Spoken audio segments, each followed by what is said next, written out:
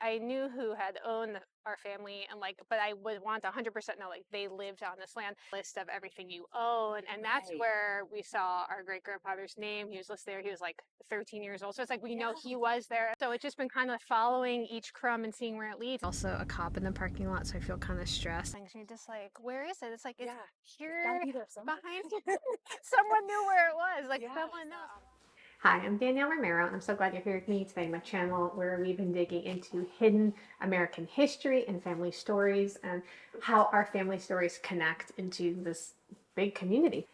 I want to tell you about something that's inside this bag. It was a long journey to get this. I'm actually going to show you is a compilation of 3 videos, and these 3 videos are telling the story of when I went down to Louisiana, and I was trying to find the plantation where my 5th grandfather was enslaved as a young man. His name was Noel, and he had the last name of his owner, which was Coindet. But then he was sold to a man named Alex Cloutier, and he helped ostensibly build Cloutier's house.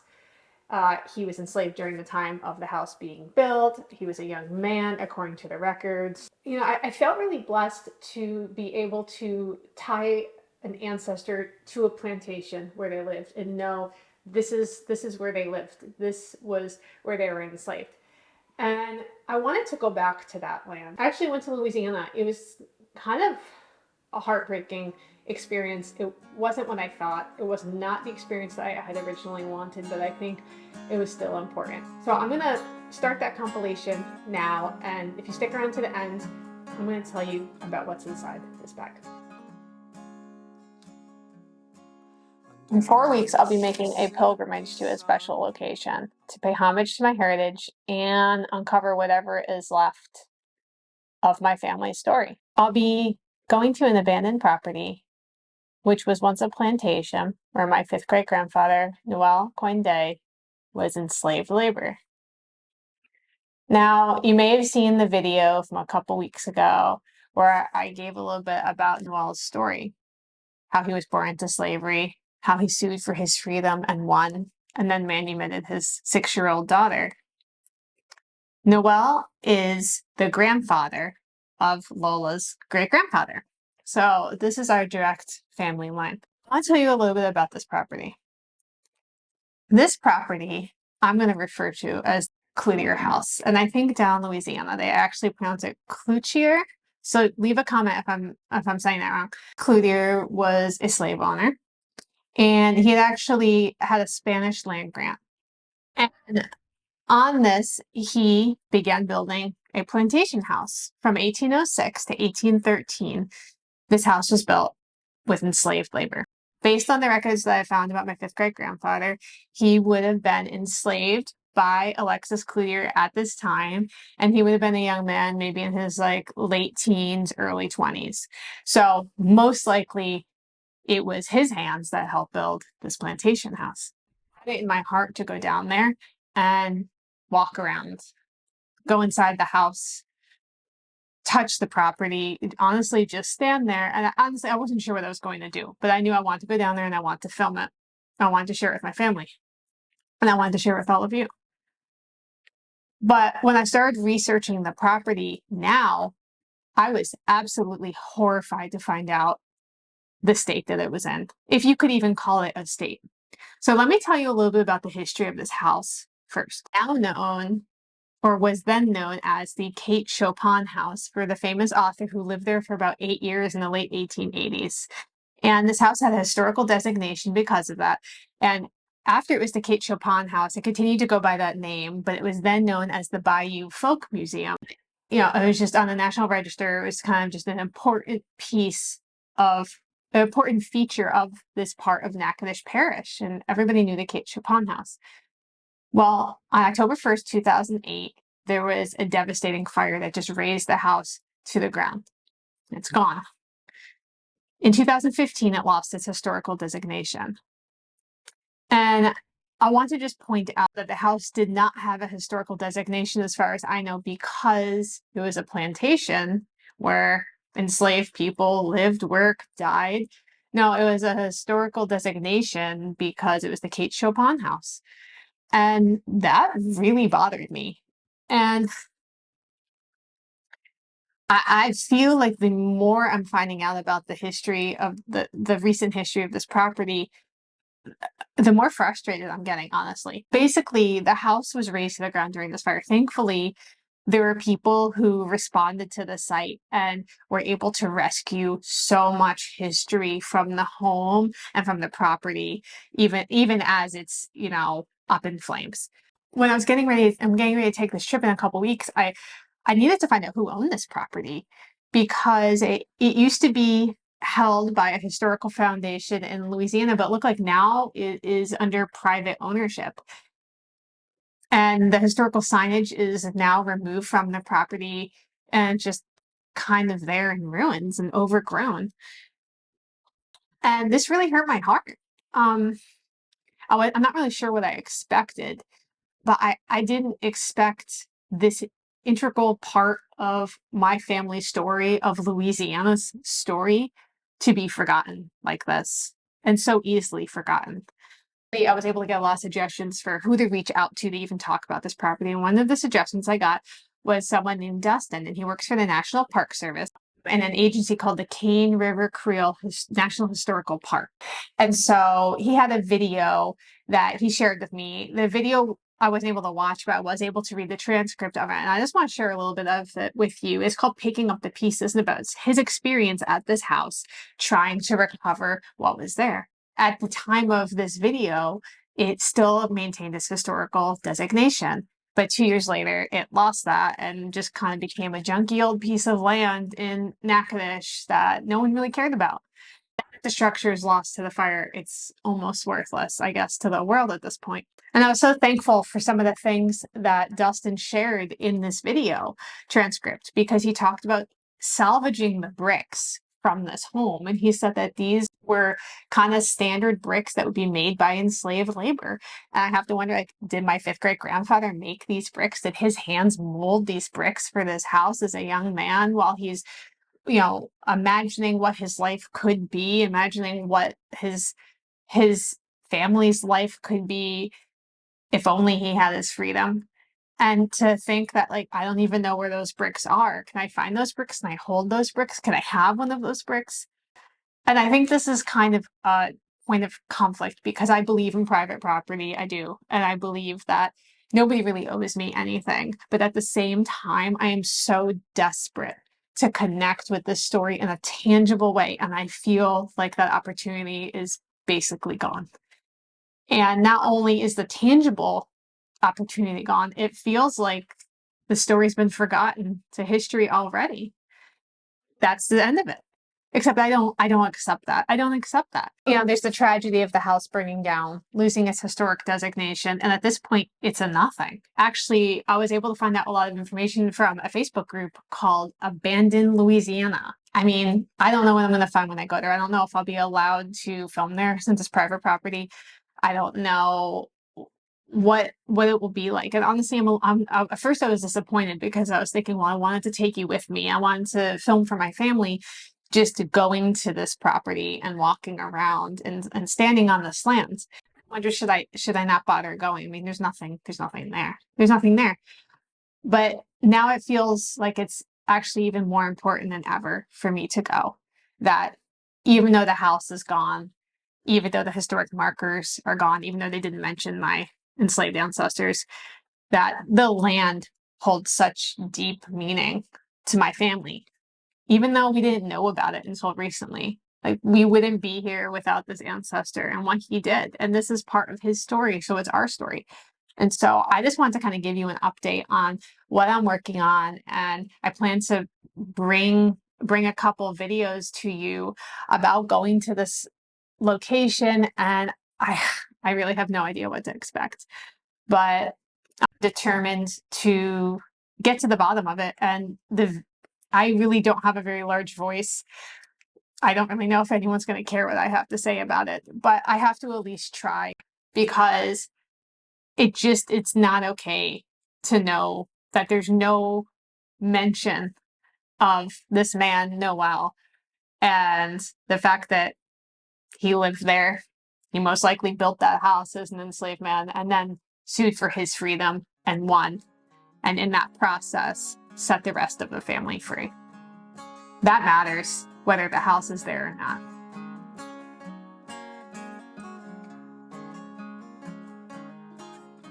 Also a cop in the parking lot, so I feel kind of stressed. I like don't want to do anything weird. And this felt just devastating. Junk piles. I don't know. I think if I didn't go, I would have been tortured by the idea of it being there and wanting to go see it. But I think I kind of missed the boat. It was like a little too late. So it's sad. Only a tangent. Where are we going to? Should I let it ride or quickly abandon myself? Oh, and I want to like touch the ground and like touch the land and kind of be there and kind of feel like my family was there with me. And I think not being able to get out really, it like kind of threw a wrench in that. Like when I come down here to Natchitoches, on some weird subconscious level, I think I expect like Lola and her family to be here. You spend a lot of time like with people, researching their lives and knowing everything that you can about them, and you start to feel like you really know them. And when they're family, it just makes that bond a lot stronger. So I think I've been just working through this idea, like they're not here. So we're here and we just drove by the property, but we're gonna drive by slow, but we can't get out and walk. So we're kind of like, we like drove down the road, we pulled into like a church or something. Also a cop in the parking lot, so I feel kind of stressed. I like don't want to do anything weird. Get out of the car, but I don't know if we're allowed in the cemetery. So I was hoping to like be there and just feel connected to this person, to my 5th grade grandfather, Noel, and feel connected to him there and our story there. And I feel like I didn't really get a chance to do that, but I guess the reality is like he's not there. And even in life, he left. Maybe it's like a little too romantic. I don't know. I can see that the guy lives right next door and it has a bunch of stuff, and I know that he doesn't want us there. And so I don't want there to be a problem. And there's a cop behind us in the parking lot. You feel feel terrible about it. I don't feel like I have a right to feel really terrible about it because 1, I knew there was no house there, and 2, I knew I wasn't getting out of the car to do anything. I think there's a difference between remembering what something was probably like a long time ago, and that's the only experience I've had is the historical part of this, not like modern day. So I'm bringing this historical focus on like my ancestors, and I'm bringing that to whatever's the reality that's there right now, and the reality that's there right now is really far removed from that history. So in some ways I didn't have any feelings at all about it, but I think part of it is because I knew I couldn't get out. I just had to just be like there it is. Like it felt real weird to be like, let's drive by it. I don't know. What kind of action, motion, and traction? See that it's just kind of just gonna be a drive-by for us, and I don't know. It's kind of weird, but I'm gonna turn this around. Onward and upward, train to move forward, but all that ends with you. Suspended mid-sentence, standstills and fences I gotta look forward to. Anyway, it didn't have the feeling that I was hoping it would have, and it felt kind of depressing and gross and forgotten. The whole thing feels forgotten. I won't be happy on the Z-axis.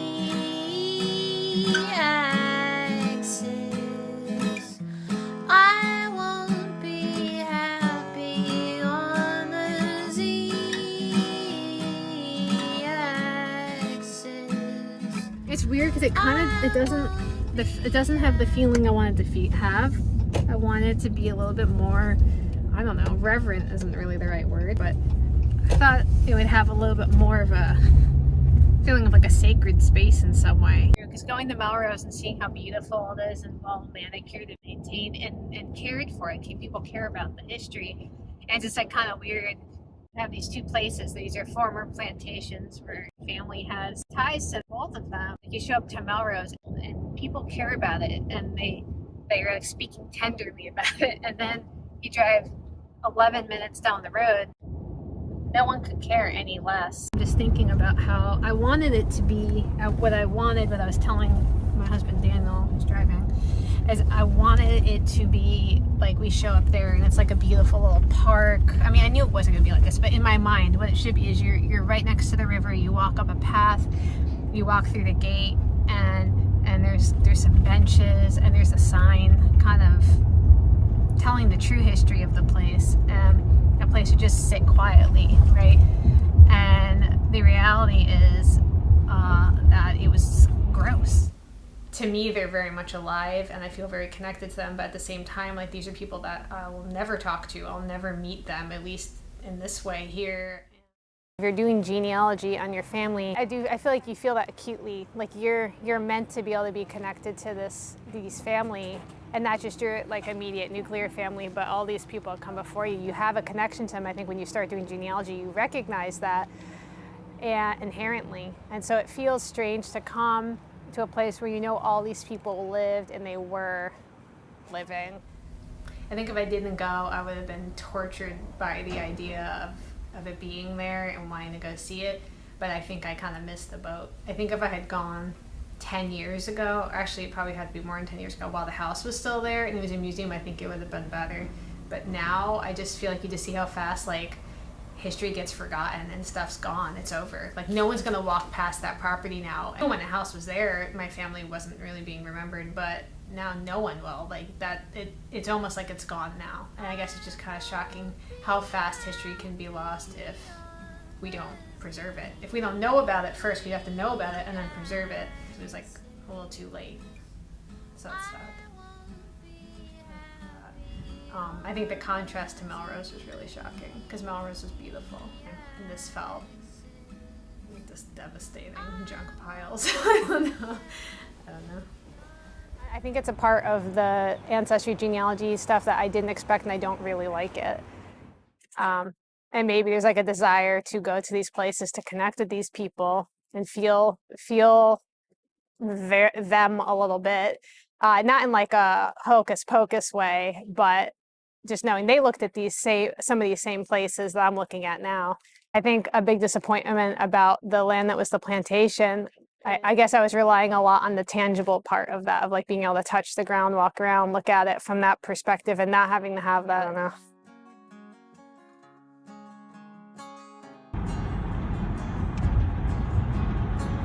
So we're in Jackson, Mississippi, and it's our first hotel. It's like 6 something in the morning on Friday, and so we're going to drive a couple hours to Melrose Plantation in Natchitoches Parish this morning. And Melrose Plantation is being managed by the people who used to manage and take care of the Kate Chopin house. And so the director, I think her name is Leah, she said at 12 o'clock she could meet with me and show me some of the historic signage that was outside the Kate Chopin house. When it burned down, I guess they salvaged it. So I don't know what else they salvaged. So I'm really excited to go do that. Do you want to introduce yourself? Yeah. This is Leah. Hi, I'm Leah Dunn Whitman. I'm the executive director here at Melrose Plantation. And she has been just amazing and so helpful. So to be here and get a sense of like, where are we and why is this important? Some of the area. It's a lot of, really strong women from here. And that's what Melrose is really known for. There's still a lot of people from the community, from that family who live in the area. It's out there, but then to finally see it in person and it all of a sudden becomes real. It's so beautiful. Wow. So this is the Kate Chopin house. It's alive and it's here. Like, it's somewhere, when you're asking people things, you're just like, where is it? It's like, it's here behind you. Someone knew where it was. Like, someone knows. Wow. I had a good friend up in New York and they had this last name. And, but they pronounce it Cloutier. So that's why I'm like thrown forever. Right. Where they're like, yeah, that's not what we say down here. Wow. That's crazy that's here. So the Historic Association owns that museum as well. Yeah, and then it burned down. It was either right before or right after I started this job. I haven't driven by that area. I've never driven on that main street, so I think it's pretty close to here. Isn't it nice that they're just letting us walk around? So Melrose Plantation was owned by a woman, her nickname was CoinCoin, and she ran it, but I believe she was an enslaved woman who then was able to purchase her own freedom. and then she purchased this plantation. I'm not sure if she lived here, but she is, I believe, my 6th great grandmother. So I think this is, as far as like the Creole side, like this is where everything comes from. It's from here, and then the river is right on the other side here, and this is her house. Maybe we should walk over to the gift shop. Hi. Hi. Kind of following this trail. So I was born in New York, but my family's from Natchitoches. And I found out that we were descended from like one of the plantations down the road, Chopin house. My family built that house, and I didn't know. Right there, the top shelf on the right. Oh, yeah, yeah. She wrote that novel. She lived in that house. Yeah. I wish that it was there, and I've been trying to figure out what happened. And Leah said that it used to be owned by the Historic Association, but then it burned down. Now it's privately owned. So we might go just drive by. Oh, okay. Tell me about like Kate Chopin house. So it's not there anymore. And when I was researching it, and Leah told me she only lived there for a couple years. Like, but even though it's like that's her house now, but I don't know how long she lived there. I know she's from St. Louis originally. Kate Chopin is, and she married a Louisiana fellow. That's how she ended up down here. She only wrote 2 books. The Awakening was the better of the 2. She also had another one, and it was very controversial for its time when it was published. Yeah. And so that's probably why it sold so well. They let us come do a tour of the Kate Chopin house, and I just remember when we went through it, she just collected a lot of things. Yeah. But there was a lot of collectibles in there. Wow. All that was lost in the fire, That's of course. terrible. Well, I was so happy. There's someone named Dustin who's the one that got me connected with Leah. And he was, I guess, yeah. He sent me pictures of him like surrounded by smoldering, wood, because he said he was trying to rescue stuff from the house, and that's why I was like, "Can you please tell me where at least the bricks are?" Because my ancestors like made the house. They touched. I just wanted to see them, and so it's been kind of a wild goose chase. You descended. So, Alexis Cloutier, he owned my 5th great grandfather. His original owner was Coindet, turned to Conde, like Conde. And a lot of our family's buried in Camp D, like on the hill up there.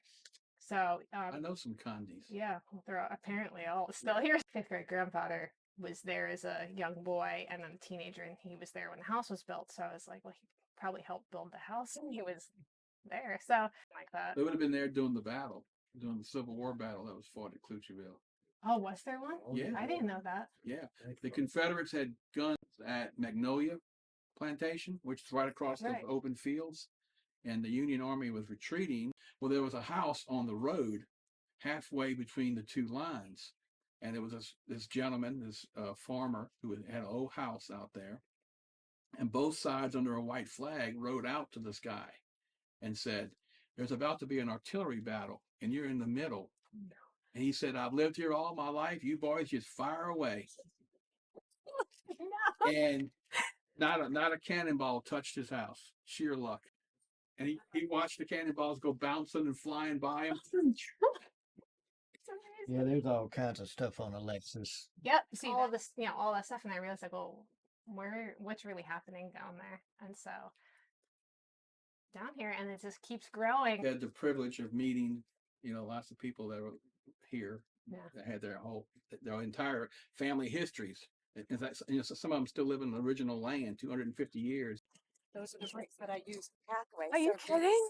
These bricks right here are from the plantation. Oh my gosh. Pick it up. Oh my gosh, how crazy. Daniel, do you see it? Wow. Oh, I'm so glad they're here. Yeah, absolutely. And you know what? They're still serving a purpose for us. And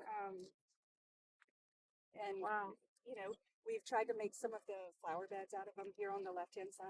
Oh, I'm so happy to hear that, because I saw like, it going up in flames, and you're just like, I know. I don't know. I just like tangible history. Exactly. And I just to know it's here. And I feel like it belongs here too. Dr. Pierce said that once, the fire happened, they weren't really allowed to go inside and everything because of the safety of it all.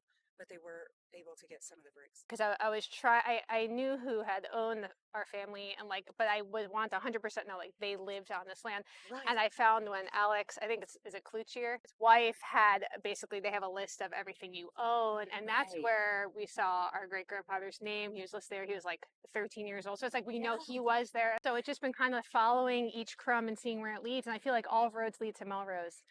here. You know, it's interesting you say that. That's what Dr. Parrish said too. All right. There might be a tie for her family. Thank you. You're Like, I welcome. mean, it's so many people who have just been generous with their time. And for a lot of people, we know that it's not easy to follow that lineage, just to be connected, see it in person, and it all of a sudden becomes real. So these are the bricks that are from the Kate Chopin house that I've been trying to find, and they rescued like a whole pallet. And Leah just told me that they're using them to kind of line the pathways and everything here at Melrose Plantation. So it's just really kind of surreal to be here and touching them. These bricks are hundreds of years old. And when I was born, I didn't even know they were in existence. Now here I am and I know what they mean.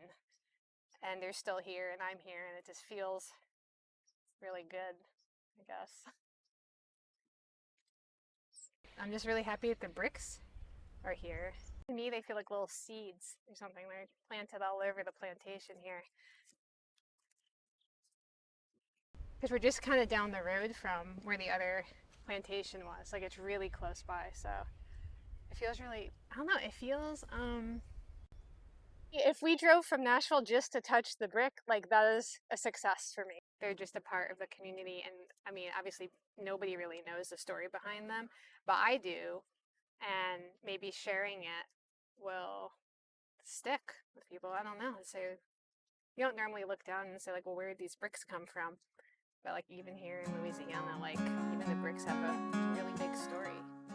This, fifth great grandfather, like he was enslaved there, and yeah, he probably built that plantation house that's gone now, but he also got like either 40 or 70 acres in Natchitoches Parish when he was a free man, and he moved on from that location. So I don't know, maybe I can too.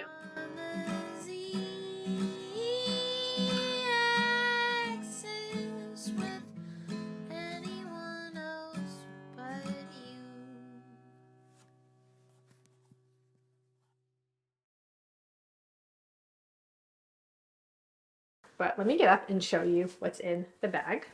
This bag is a piece of a brick, and you can see it has pieces of iron that's getting off of my nails. There's pieces of iron in it, and it's broken off. I'm not 100% sure if this is a modern brick or an old brick, but it still has a really important story. And my friend Belinda, when she found out that I was not allowed to walk around the property, she actually walked by and there were some broken bricks. If you remember, there was kind of like a gate along the sidewalk where the house used to stand. And you see that in the original photos as well, but she grabbed it for me. And so I don't know for sure whether or not my fifth great grandfather made this brick. But I do know that it came from that land, it came from that place. And this was such an incredible gift to me. And I've been wanting to tell the story of this brick for a while, so I'm just so proud. And I think it kind of just goes to show that when we start our family journey, sometimes it's just, maybe we think we're just listening. We're just listening to an older family member. We're just going through these records that are intangible on the computer screen. But if you follow that trail, if you follow that story, it can lead to tangible connections to your family story. And so if you're interested in learning how to save your family story the way I have, I want to give you a code for 15% off. Type in NYTN, go to the link below, and you can get my 5-part course about how I save my family story. It comes with videos where I'm sitting down with you going through the entire process of how to interview family members, how to save these family anecdotes and what to do with them, how to share them. So I would just love to have you join me on this. So go ahead and NYTN at newyorktonashville.com and grab yours. Who knows where it will lead.